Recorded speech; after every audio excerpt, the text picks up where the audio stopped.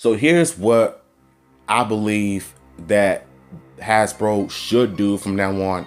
If you want to make a Power Rangers franchise blow up, I think what you should do is just keep doing Mighty Morphin, but make it darker, make it more mature, but bring back the old and the new fans that grew up with Power Rangers. Because over the last 10 or 15 years of Neo Saban's stupid nonsense, and basically the last 30 years of ups and downs, I think what this franchise does need to do is reboot itself, do it right, and not make sure that it's based on the fake rumors.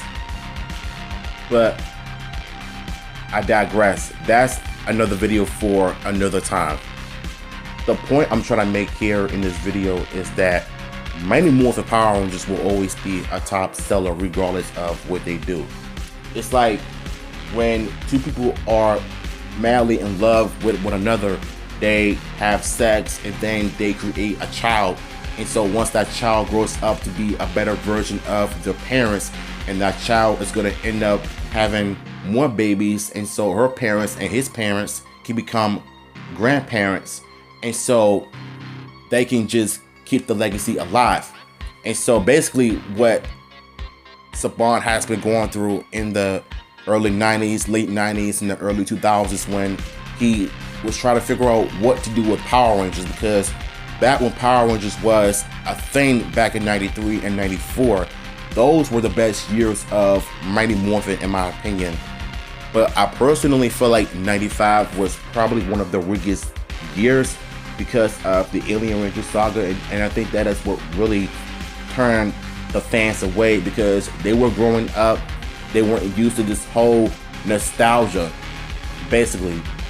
So I think for me, what they can do is just continue on with the Mighty Morphin brand, because that is one of their first franchises that people grew up with.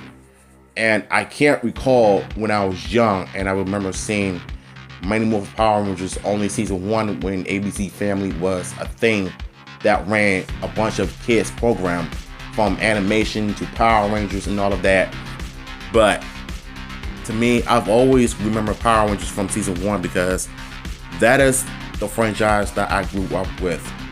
I mean, I've seen a little bit of season 2 and 3, but I think season 3 for the most part in 95 was probably one of the weakest years of Power Rangers, if not the worst years, because ratings were declining, kids weren't interested anymore, and then the Alien Ranger saga happened and it really did the damage in my opinion. But it did set up Power Rangers Zeo, one of the most beloved sequels to Mighty Morphin for the most part. But we're talking about Mighty Morphin in general and why I personally believe that this franchise will always sell.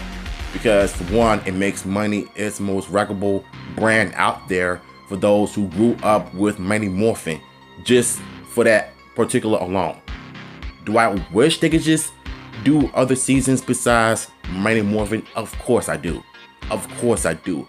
But that doesn't mean that I want Mighty Morphin to just go away forever, for us to just embrace the new Power Rangers. It's not going to work like that. What they can do is expand from Mighty Morphin and grow. If not, they can just go back to Mighty Morphin, but make some drastic changes, but in a good way. So what's your thoughts on this? Let me know in the chat below.